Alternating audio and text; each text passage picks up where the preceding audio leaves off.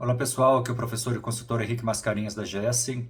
Muitas pessoas entram em contato perguntando qual que é o valor do frete para dividir container compartilhado, qual que é o valor do metro cúbico. O que eu explico para o pessoal?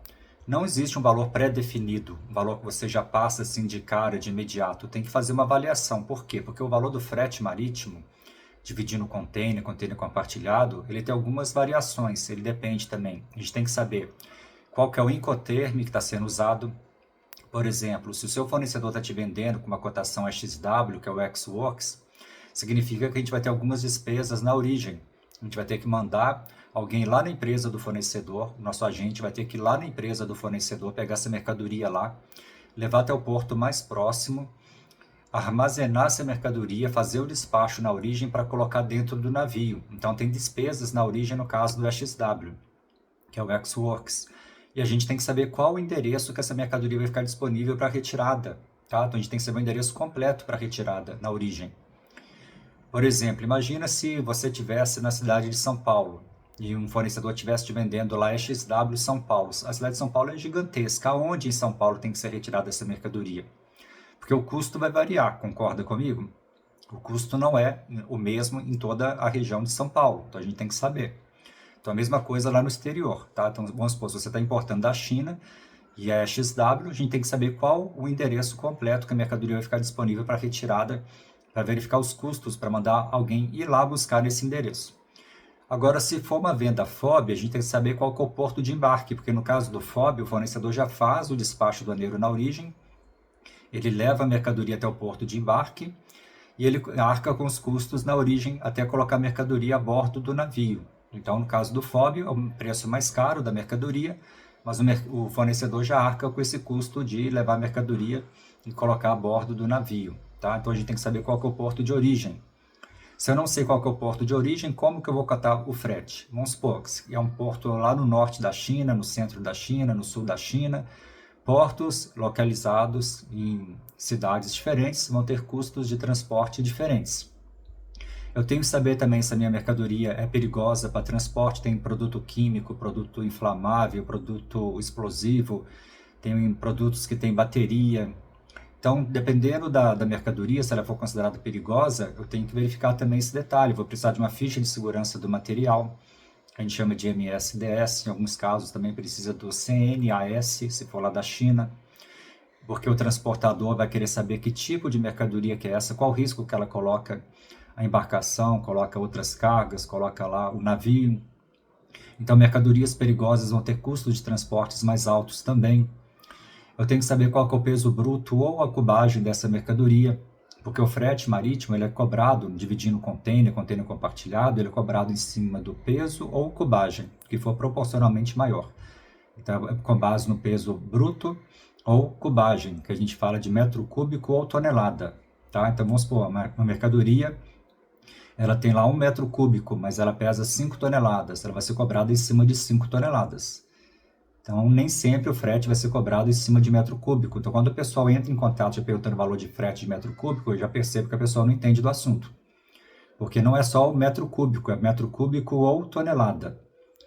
O frete também varia de acordo com a época do ano. Tem época do ano que o frete é mais barato, tem época do ano que o frete é mais caro. Então, tem que avaliar isso também. Tem determinadas situações que ocorrem a nível mundial que impactam o valor do frete. Por exemplo, aqueles ataques aos navios lá no Canal de Suez, no Oriente Médio, impactam o valor do frete. Então, depende da época do ano também. Vai chegando final de ano, o valor do frete vai aumentando por conta dos embarques aí também para a questão de Natal. Então, tem que avaliar diversos fatores, tá? E para dividir container, compartilhar container, tem limite também, tá? De peso, cubagem. Não adianta você que tem uma carga, por exemplo, de 25 metros cúbicos, achar que você vai dividir container, não, que você não vai. Então, para esses clientes que têm um peso muito alto, cubagem muito alta, vai ter restrição e o frete vai ficar mais caro. Então, não adianta imaginar que o frete vai ser o mesmo para todos os importadores, independente do perfil da importação. Então, a gente tem que entender, conhecer o perfil da importação de cada um, para entender melhor em qual perfil de importação que essa empresa realmente se enquadra e consultar, analisar e negociar as despesas de frete e logística. Então, tem casos aí que a gente consegue uma cotação de frete igual eu recebi aí hoje, uma cotação de frete aí dividindo container de $10 metro cúbico. E teve uma outra que eu recebi hoje também que deu $60 o metro cúbico ou tonelada. Então não quer dizer que vai ser sempre o mesmo valor, depende do porto de origem. Eu tenho que saber também qual que é o porto de destino. O valor do frete para o Porto de Santos não vai ser igual para Navegantes, não vai ser igual para Salvador, não vai ser igual para outros portos do Brasil. Então tem que analisar também qual que é o porto de destino, entendeu? Então, assim, são vários fatores.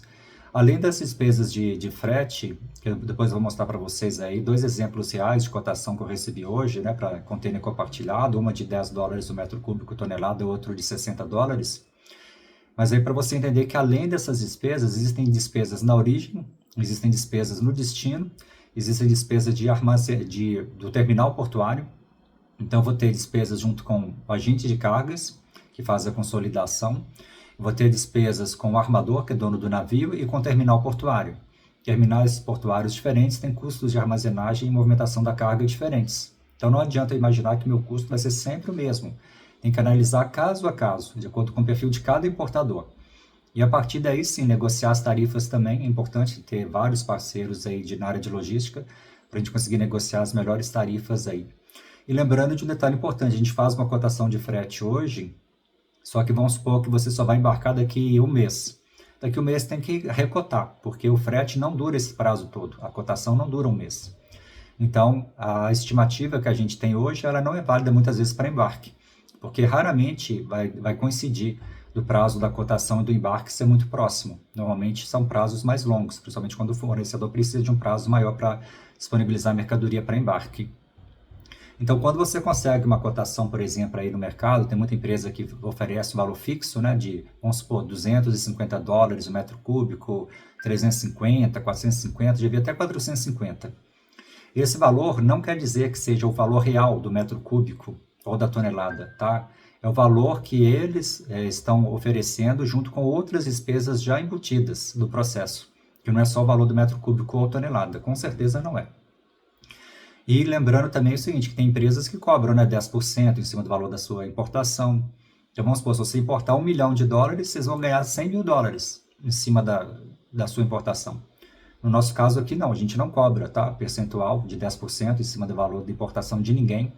A gente não coloca margem extra em cima do valor de frete e despesas de logística.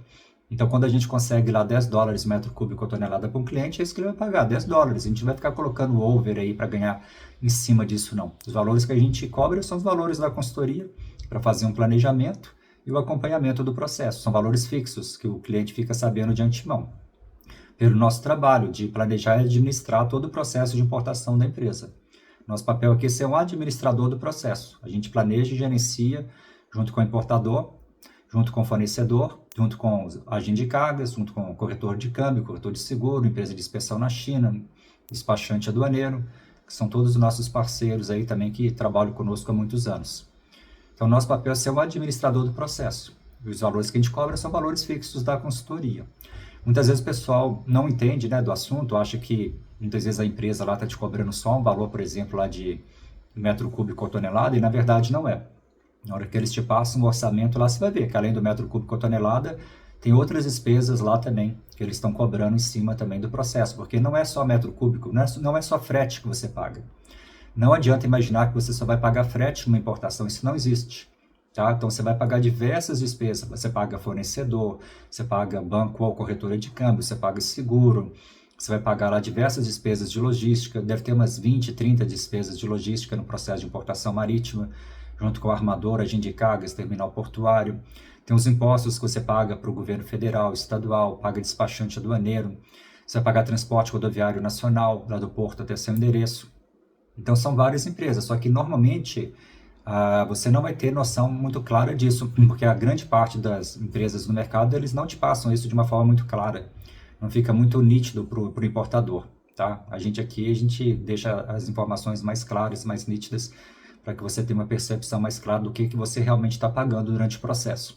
Inclusive, durante o processo, no final do processo, você vai receber cópia de todos os comprovantes aí de pagamento aí, para você entender tudo que foi realmente cobrado durante a importação.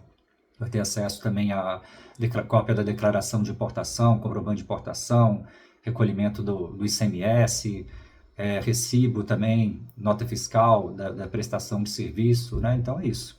É um serviço bem claro, bem objetivo, bem transparente também.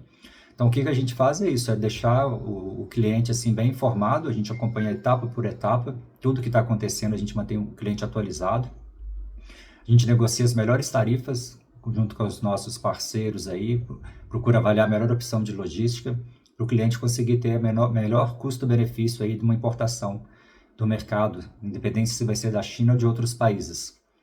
Então, vou mostrar para você aí um exemplo, dois exemplos reais de cotação de frete marítimo, container compartilhado, para você entender melhor essa questão das cotações e entender que não existe valor fixo. E para saber o custo da importação, tem que fazer por conta, tem que entrar em contato, tem que negociar tarifas. Já teve casos aí que a gente fez a estimativa que deu 85% do valor do produto. Já teve casos que deu 110, 120, 200, 300. Mesmo com 300% em cima do valor do produto, já teve cliente que seguiu em frente, porque o produto dele era de alto valor agregado e para ele compensava importar mesmo assim. Já teve casos de empresas que falaram que 80% de margem de lucro para eles não interessava, que era muito baixo. Eu não sei aonde que a pessoa vai pegar o dinheiro dela hoje, vai aplicar, daqui a alguns meses vai tirar 80%, né, de retorno. Então, essa questão de percepção também se a importação é válida ou não é muito relativa, depende de cada um, do que cada um está planejando, né, está imaginando que vai tirar também de lucro aí numa importação. Tem importação que vai compensar, outras não, depende do perfil de cada um, não existe resposta pronta, tá? Então, se você está buscando uma resposta pronta, achando que alguém vai virar para você e já vai te dar um número mágico, isso não existe. Se você encontrar alguém que vira para você e fala, não, se você importar, você vai pagar X%, é só multiplicar por tanto que seu custo é esse, está inventando história, está te enganando, não é real. Porque para saber o custo real de uma importação, você tem que fazer estimativa, tem que ter a fatura, tem que saber a classificação fiscal correta, tem que avaliar o seu perfil de importação, tem que levantar todas as despesas tributárias e não tributárias, para avaliar se realmente compensa ou não seguir em frente, entendeu?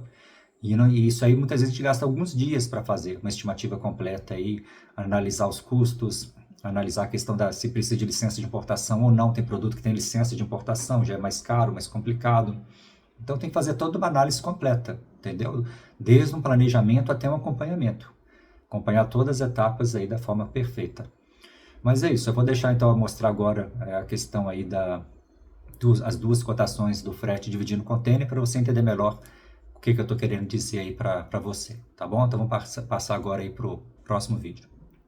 Muito bem, pessoal, vou mostrar para você aqui duas cotações que eu recebi para dois clientes diferentes. Lembrando que eu estou gravando esse vídeo aqui, hoje é dia 20 de agosto de 2024, tá?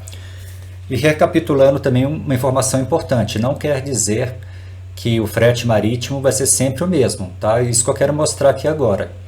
Então tem que avaliar qual que é o porto de origem, qual que é o porto de destino, qual que é o tipo da carga. Tem mercadoria que é considerada perigosa para transporte, que aí o frete fica mais caro. Tem que avaliar o perfil de cada situação. E depende muito da época também do ano, depende muito do prestador de serviço da área de transporte. As empresas de transporte, elas concorrem entre si.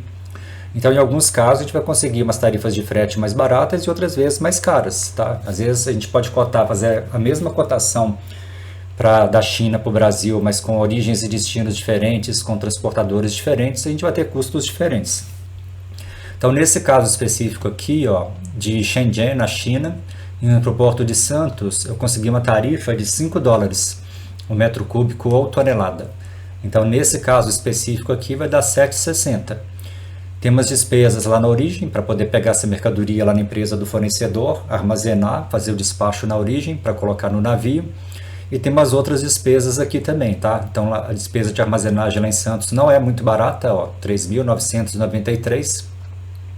Para uma carga aí de 310 quilos, né, 1,5 metros cúbicos. E o transporte rodoviário do porto até o endereço do cliente, lá em São Paulo, vai dar mais 650. Mas esse aqui eu fechei hoje com a agente de cargas, tá? A gente fechou hoje com um transportador. Então a gente conseguiu uma tarifa muito boa. Essa aqui foi a menor cotação. Eu até brinquei com o cliente, falei assim, olha, esse aí foi o recorde. Eu nunca tinha conseguido uma cotação de 5 metro cúbico. Já tinha conseguido de 10, 12, mas 5 foi a primeira vez. Ele até ficou feliz lá e agradeceu. Tá? Então, cada caso é um caso, a gente tem que avaliar.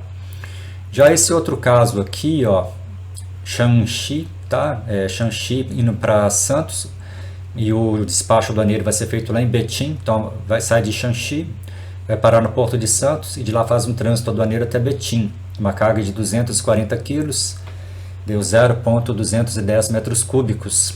Então a tarifa aqui já foi maior, ó, $30, tá? Mas mesmo assim ainda é uma tarifa muito competitiva. Armazenagem em Santos. Ah, tá, nesse caso aqui nem vai ter armazenagem em Santos, tá? Porque vai ser transferência para Betim, na verdade vai ter uma tarifa de transferência para Betim. Não tem essa armazenagem em Santos, não. Tem uma taxa que chama DTA Hub, que é uma transferência de Santos para Betim, e lá em Betim é que vai ser feita a armazenagem, tá? Eu acredito que a armazenagem lá em Betim deve ficar em torno de para esse tipo de carga aqui, deve ser uns R$ 650. Mas tem uma tarifa de transferência portuária, que a gente chama de DTA Hub, que deve ficar em torno de 2.300 mais ou menos. Então, o que eu quero mostrar para você é isso, tá? Questão não, às vezes o pessoal que não entende do assunto, ele acha que tem resposta pronta, né? Que todo frete da China para o Brasil é o mesmo, e não é.